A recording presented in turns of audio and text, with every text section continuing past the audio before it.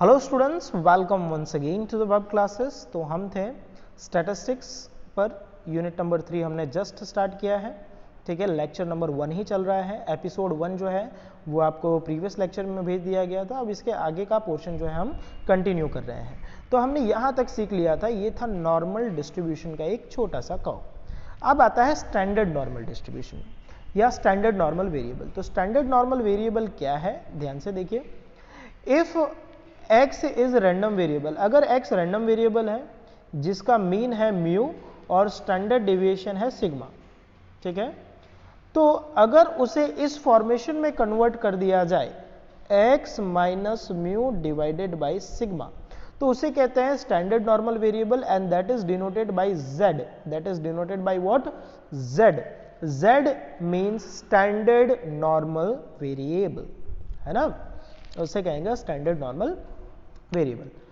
तो अगर standard normal variable है तो इसका फंक्शन हो जाएगा, अब x की जगह z आएगा, तो ये जो देख रहे हो यहां आ जाएगा f x लिखते थे, वहां आ जाएगा z। ठीक है, एक और बात, स्टैंडर्ड नॉर्मल वेरिएबल में मीन की वैल्यू होती है 0। ध्यान रखना, in standard normal variable the value of mean is 0 and the standard deviation is 1। Standard deviation is 1। Standard deviation मतलब इसकी कीमत होती है 1। ठीक है, तो इसका फंक्शन बन गया ये F Z is equal 1 by 2 pi, sorry 1 by root 2 pi E power negative 1 by 2 Z का स्क्वायर। अब लगेगा कि ये कितना छोटा सा वेरिएबल है, और लास्ट लेक्चर में हमने देखा था ये वाला फंक्शन। आप देखो, तो अगर इसी वाले फंक्शन को हम स्टैंडर्ड नॉर्मल में कन्वर्ट करते हैं अगर, तो x की जगह आ जाता है z, तो यहाँ आ जाता है F Z.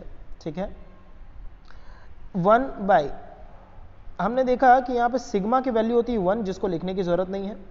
2 pi as it is, 2 pi as it is, e as it is, power 1 by 2 as it is. अब ये जो है x minus mu divided by sigma, इसका मतलब होता है z, तो यहाँ आ जाता है z का स्क्वायर, यहाँ आ जाता है z का स्क्वायर। तो इसी तरह से ये रहा डिस्ट्रीब्यूशन, आप देख सकते हो। ठीक है, अब मैं क्वेश्चन पूछूं, अगर स्टैंडर्ड नॉर्मल वेरिएबल किसे कहते हैं?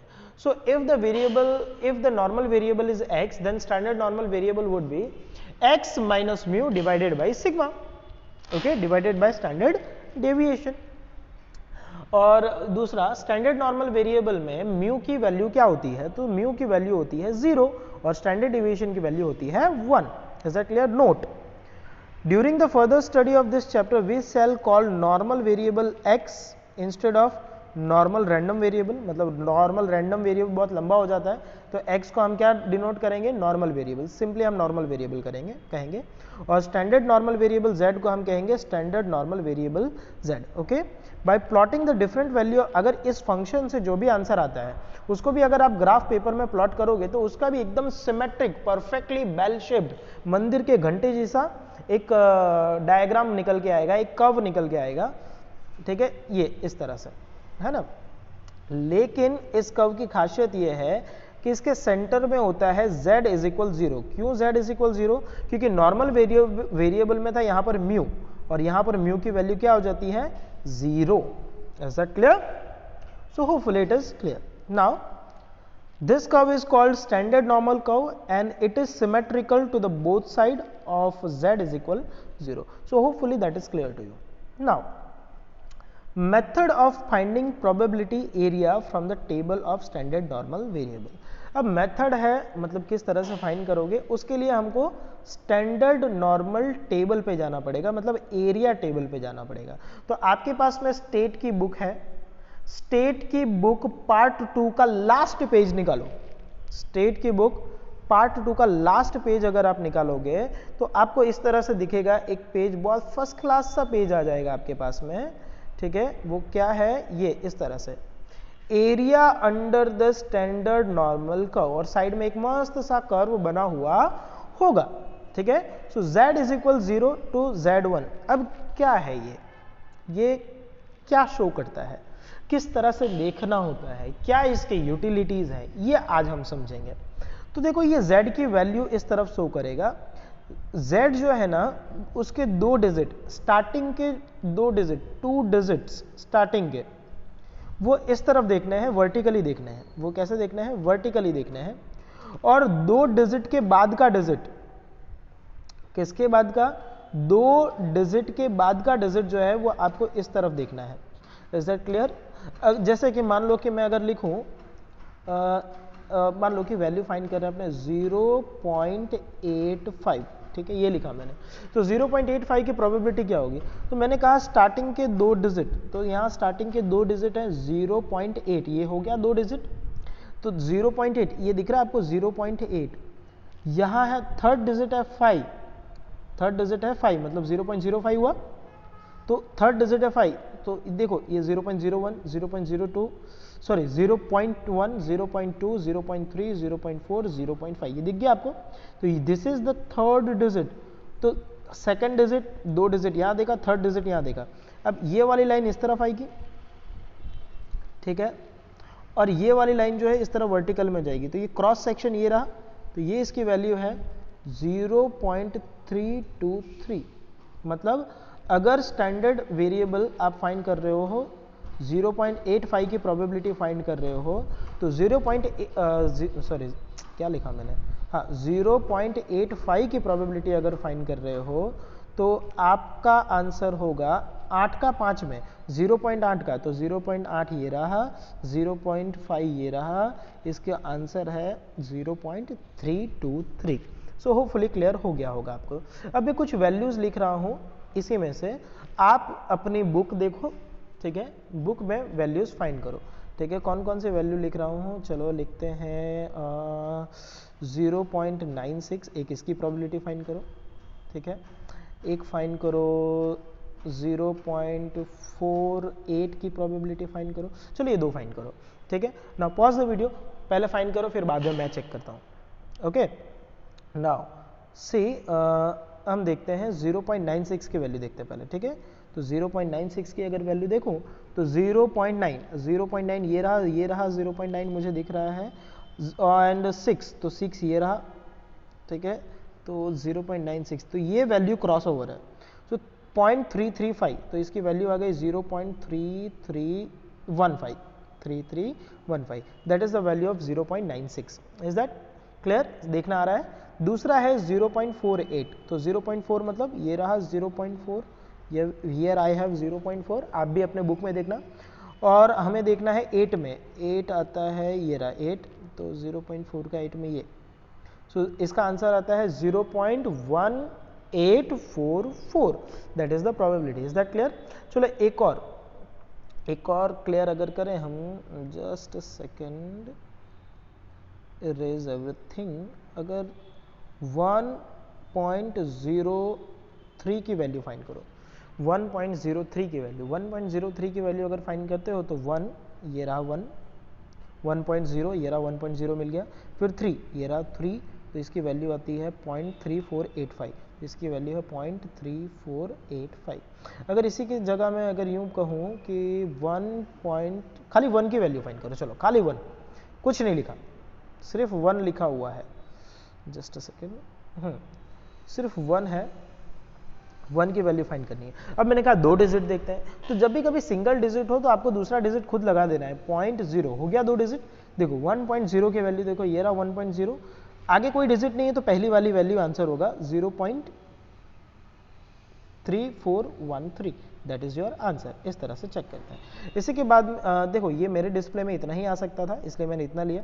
इसके बाद का पोर्शन यहाँ दिया है, मान लो कि अगर ऐसा फाइंड कोई कहे कि 1.85 की वैल्यू फाइंड करो, तो 1.8 ये रहा 1.8, 5 ये रहा 5, तो इसकी वैल्यू आ गई 0.4687, 0.4678, that is the answer. So hopefully you are getting my point और आपको समझ में आ गया है। तो चलते हैं हम, देखो इस टेबल की जरूरत पड़ेगी तो आप अपने बुक का लास्ट पेज जो है ध्यान रखना कहाँ है। तो मेथड ऑफ फाइंडिंग प्रोबेबिलिटी, मैंने कहा था कि बीच वाले पोर्शन से इधर की प्रोबेबिलिटी होती है 0.5 और इस साइड की प्रोबेबिलिटी होती है 0.5 अंडर द नॉर्मल कर्व, ठीक है, नॉर्मल कर्व और स्टैंडर्ड नॉर्मल कर्व।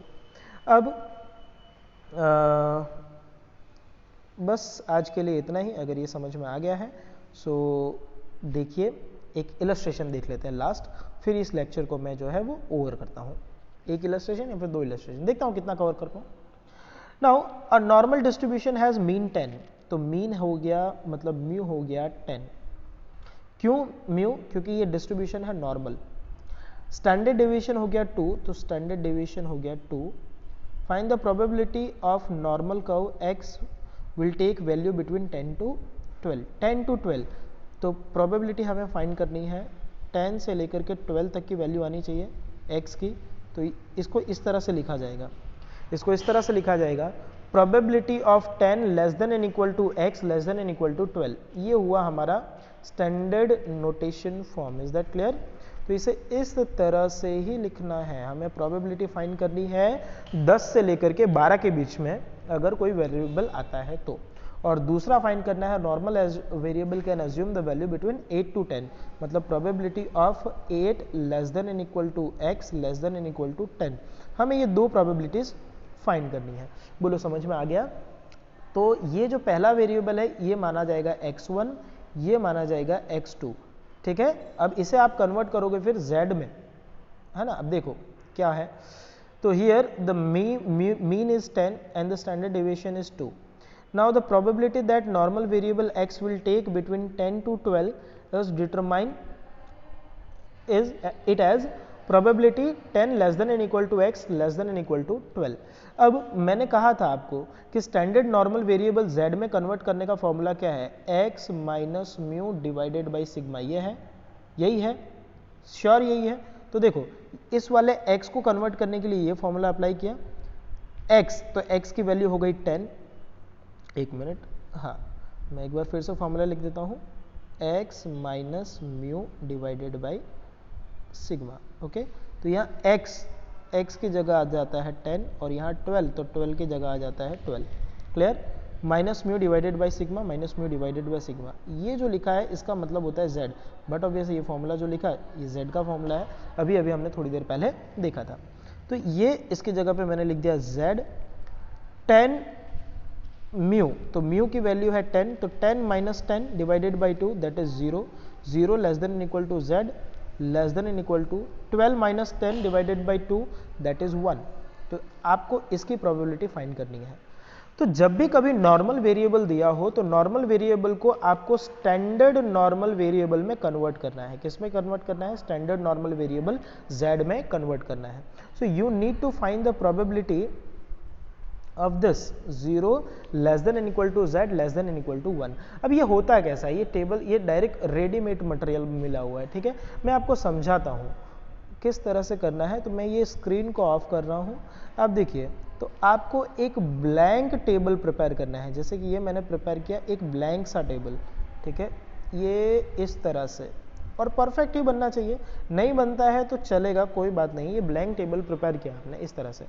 यहाँ लिखोगे z इज इक्वल 0, ये हुआ नेगेटिव इन्फिनिटी, ये हुआ पॉजिटिव इन्फिनिटी, ठीक है। जस्ट अ सेकेंड, ये हो गया पॉजिटिव इन्फिनिटी।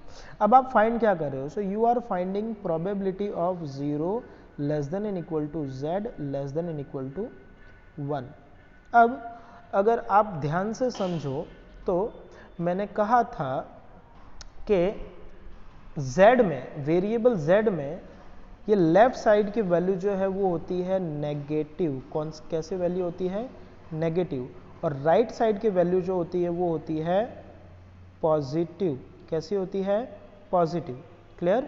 तो आपको करना क्या है? लाइंस ड्रॉ करना है। अब देखो लाइंस ड्रॉ करने का मतलब क्या हुआ? यहाँ पर दिख रहा है 0, तो 0 पे एक लाइन ड्रॉ करोगे, तो 0 पे ऑलरेडी एक लाइन ड्रॉ है, आप देख रहे हो 0 पे ऑलरेडी एक लाइन ड्रॉ है, तो 0 पे लाइन ड्रॉ नहीं करना है। सेकंड वैल्यू इज 1, पॉजिटिव है या नेगेटिव है? तो अगर मेरी आंखों में नंबर है फिर भी मुझे पॉजिटिव दिख रहा है, तो आप पॉजिटिव साइड में एक लाइन ड्रॉ करोगे इस तरह से। Means you are required to find the probability between 0 to 1, that is the value of 1। इसका मतलब आप 0 से लेकर के 1 तक की प्रोबेबिलिटी को फाइंड करना है। बोलो समझ में आया डायग्राम ड्रॉ करना? अगर समझ में आया है तो मैं ये स्क्रीन ऑफ कर रहा हूँ और एक्चुअल स्क्रीन पे चलते हैं। ये रहा मेरा रेडीमेड मटेरियल, ठीक है। 0 to 1 की प्रोबेबिलिटी फाइंड करनी है।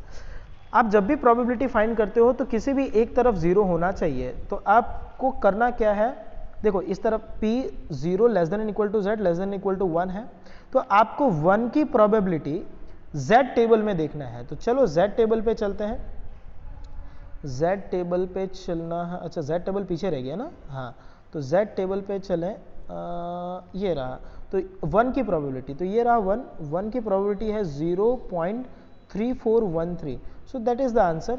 1 की प्रोबेबिलिटी आ रही है 0.3413, so that is our answer. बोलो समझ में आ गया? ये समझ में आ गया ना? तो 2 बार आपको करना है। तो मतलब कुछ बच्चे ऐसे होंगे 2 बार करने का नाम सुन करके नहीं सर समझ में नहीं आया, इट्स ओके, नहीं समझ में नहीं आया तो 5 बार वीडियो देखो। ओके, नाउ दूसरा क्वेश्चन था, दूसरा मतलब उसी के अंदर का पॉइंट 2 था, जस्ट अ सेकंड। सो ये जो क्वेश्चन हम कर रहे थे सेकंड वाला, तो सेकंड वाला देखिए, the probability that a normal variable x will take value between 8 to 10, मतलब पहली वैल्यू 8 दूसरी वैल्यू 10, तो पहली वैल्यू 8 और 10 अगर सेट करते हैं तो सेम फॉर्मूला अप्लाई करोगे आप, तो आता है आपका आंसर यहाँ पर। एक्चुअली ये गलत है, ये वाला गलत है, ये वाला रॉन्ग है, ये वाला करेक्ट है। -1 less than equal to z less than equal to 0। तो वापस से अगर मैं स्क्रीन ऑफ करूँ और अगर मैं आपको टेबल बना करके दिखाऊँ, टेबल बना करके दिखाऊँ, तो इस तरह का टेबल बनेगा, वो कुछ हाँ कुछ इस तरह का टेबल ही बनेगा। z इज इक्वल 0, हम क्या फाइंड कर रहे हैं, तो probability we are finding -1 less than equal to z less than equal to 0 के बीच की प्रोबेबिलिटी फाइंड कर रहे हैं।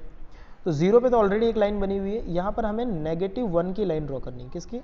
-1, ये जो -1 दिख रहा है इसकी लाइन ड्रॉ करनी है, तो ये मैंने ड्रॉ किया।